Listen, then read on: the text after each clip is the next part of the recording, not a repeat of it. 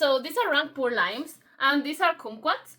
And what I'm gonna be doing today is I'm gonna be making marmalade using all of these fruits. Okay, so this is the progress that I have currently on the fruit cutting. It's going quite well.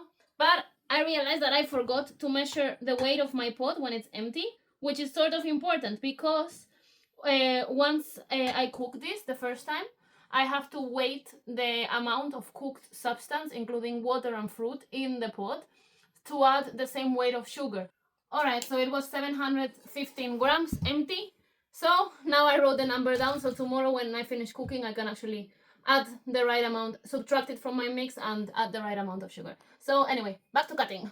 I found another germinating seed on this Rangpur lime. So actually it's some limes that I left for a bit too long in my tree, and they are, it seems like the seed started sprouting. Here I see another one, therefore I'm like peeling off this thing.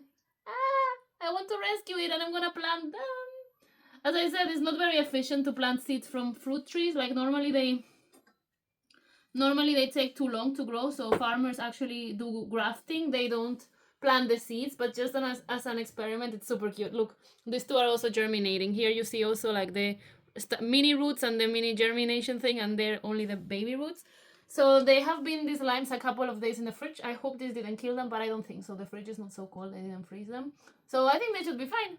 I'm super excited to see like what happens when I put them in a towel of paper. I hope something happens and they don't just rot away. Anyway, that will be another video. If you're interested, you can follow me. Okay, back to the cutting. We're almost done. So here I've got all of the fruit already cut, and I just shimmy it to make sure that it's like level and that when I put water on it, it's gonna cover it like fully and everywhere equivalent. And here I've got just a bowl of normal tap water and I'm adding it in. Perfect. Alright, so as you see, this covers the fruit and it's like slightly above the surface of the fruit, so that's actually perfect. I hope it's not too much water. I think no, I think it's actually perfect. And here I've got the coffee filter full of seeds, but with being like wet for a while and with the acid of the fruit, it started to disintegrate a bit. So I'm just gonna give it like a second filter, just so that it doesn't fully break and release the seeds onto the mix, which would be a bit of shame. I would have to fish them out tomorrow.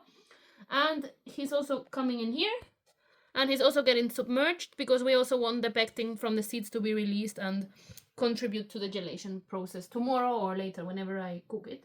So now I'm just gonna be covering this up with a film or with a lid and just leaving it for like 10 hours approximately at room temperature to like release the pectin, and then I'll come back and start actually cooking it into jam. So anyway, see you then.